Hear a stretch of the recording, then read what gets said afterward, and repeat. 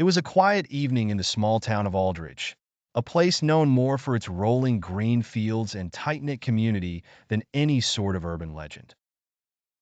Still, for some, Aldridge was a place of mystery, particularly for Sarah and her husband Tom.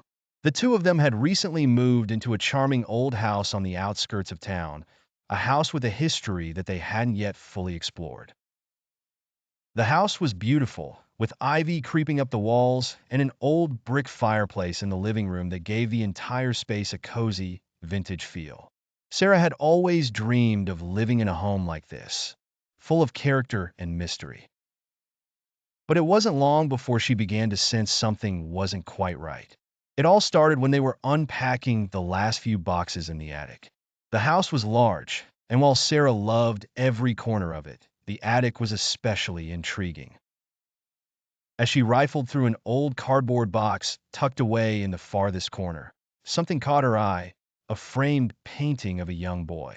His face was framed with a shock of messy hair, and his wide eyes seemed to stare directly at her. What unsettled her most was the boy's expression. He was crying. The tears ran down his cheeks, making his already sorrowful face look even more desolate. The frame itself was simple, but the painting itself seemed to pull at something deep inside Sarah. She felt an inexplicable shiver run down her spine as she picked it up. Her fingers brushed against the glass, and the chill that lingered felt as though it wasn't entirely natural. "Hey, Tom," she called, her voice slightly trembling. "Look at this." Tom, who had been carrying a box of books into the living room, came up the stairs to find Sarah standing in front of the painting, holding it up. His eyes fell on the image of the boy, and he frowned slightly.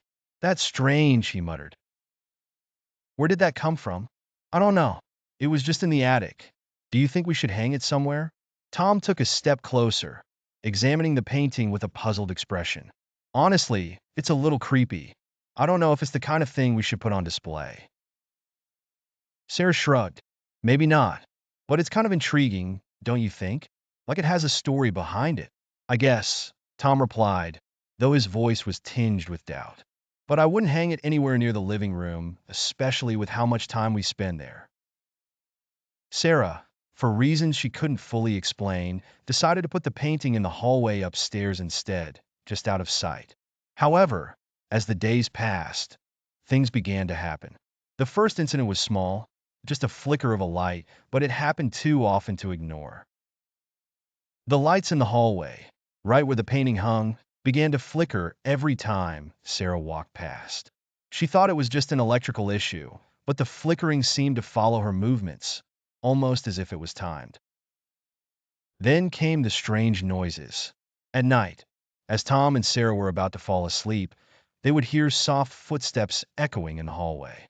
It was as though someone was walking back and forth in front of their bedroom door, but whenever they opened it, the hallway was always empty.